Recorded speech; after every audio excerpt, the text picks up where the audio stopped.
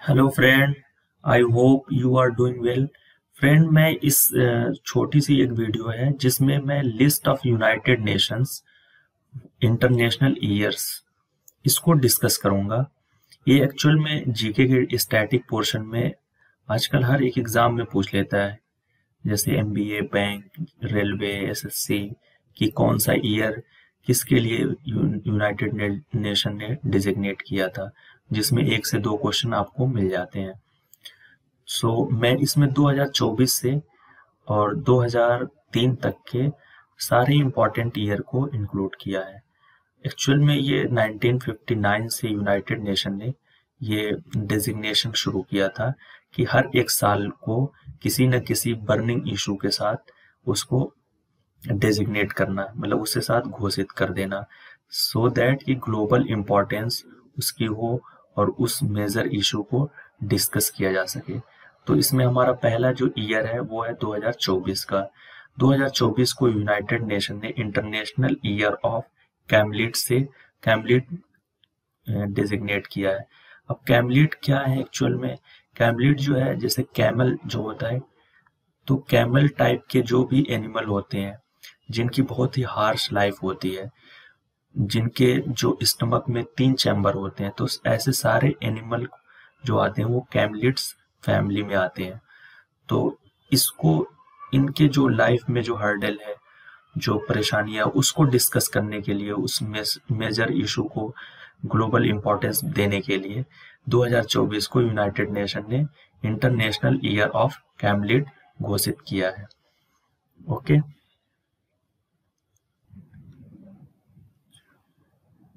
अब 2022 को आप पूछेंगे कि सर 2023 को आपने इस लिस्ट में इंक्लूड क्यों नहीं किया? क्योंकि 2023 को अभी तक यूनाइटेड नेशन ने किसी भी ईयर के लिए डेजिग्नेट नहीं किया है, और ये सारे डेटा जो इस पे लिए जा रहे हैं वो यूनाइटेड नेशन की वेबसाइट से मैंने कंसल्ट करके लिया है। तो 2022 जो है वो international year of artisanal and fisheries and aquaculture इसको डेजिग्नेट किया है। 2021 को 4 अलग अलग डिफरेंट इश्यूज के लिए डेजिग्नेट किया गया है। पहला है international year of peace and trust, international year of creative economy for sustainable development, third one is international year of fruits and vegetables, international fourth one is international year for the elimination of child labour. So friend, ये सारे जो year हैं ये United nation की website से लिए गए हैं। 2020 को यूनाइटेड नेशन ने international year of plant health इसके लिए डेजिग्नेट किया था, और दूसरा था international year of the nurse and midwife. इसकी नोडल एजेंसी जो थी वो WHO थी।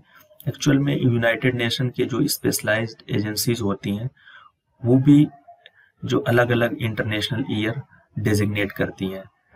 2019 में 3 अलग अलग टॉपिक को यूनाइटेड नेशन ने इंटरनेशनल ईयर घोषित किया था, जिसमें पहला है international year of indigenous languages, second है international year of moderation, third is international year of the periodic table of chemical elements. तो अगर आप केमिस्ट्री से रिलेटेड कोई एग्जाम देने जा रहे हैं तो ये आपके लिए इम्पोर्टेंट पॉइंट है।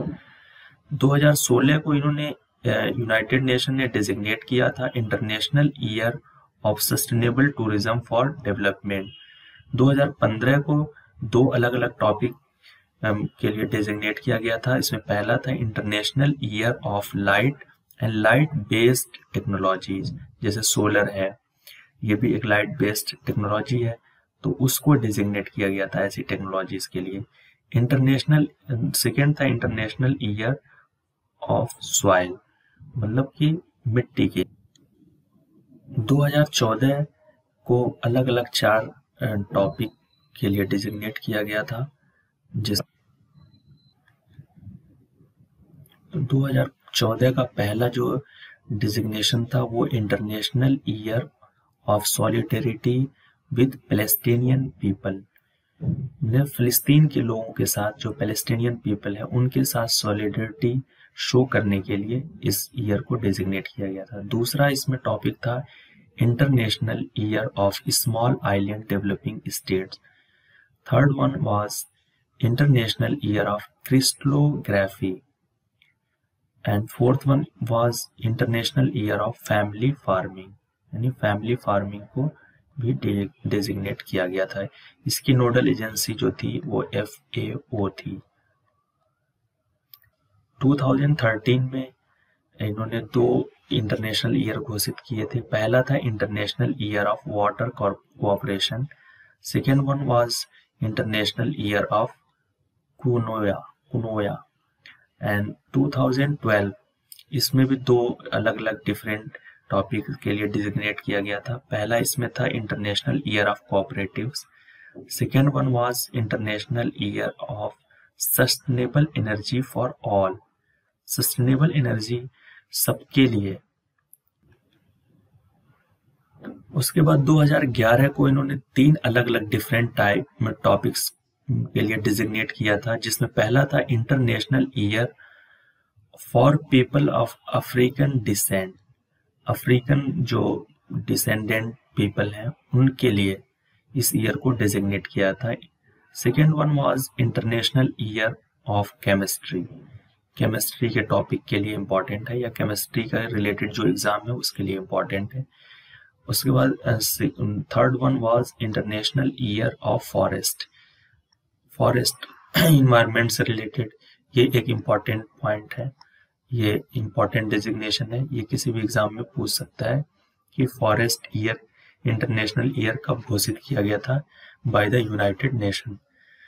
2010 को फिर इन्होंने 4 अलग अलग टॉपिक के लिए डेजिग्नेट किया था, जिसमें पहला था इंटरनेशनल ईयर फॉर यूथ, ये एक बहुत ही इम्पॉर्टेंट है, ये कई एग्जाम में पूछ चुका है, इसको आप अच्छे से रिमेम्बर कर लें।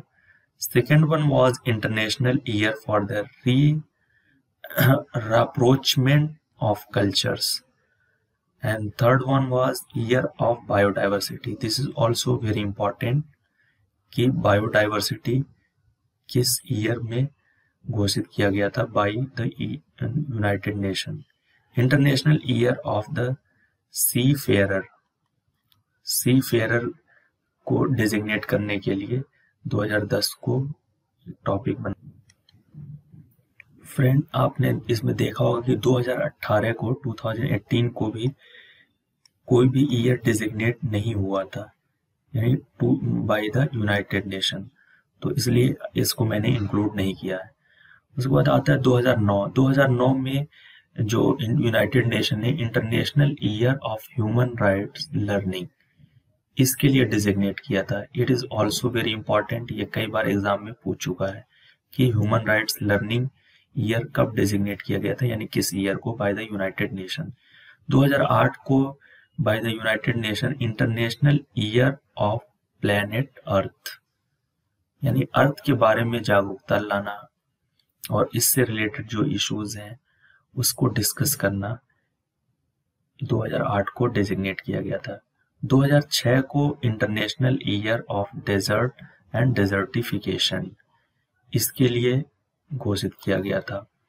2004 को international year to commemorate the struggle against slavery and its evolution, ये it is also very important, ये भी कई एग्जाम में पूछ चुका है कि स्लेवरी एंड इट्स इवोल्यूशन से रिलेटेड किस ईयर को डेजिग्नेट किया गया था। 2003 को इन्होंने डेजिग्नेट किया था international year of fresh water, ये एक इम्पॉर्टेंट टॉपिक है, it can be also ask in the exam, coming exam.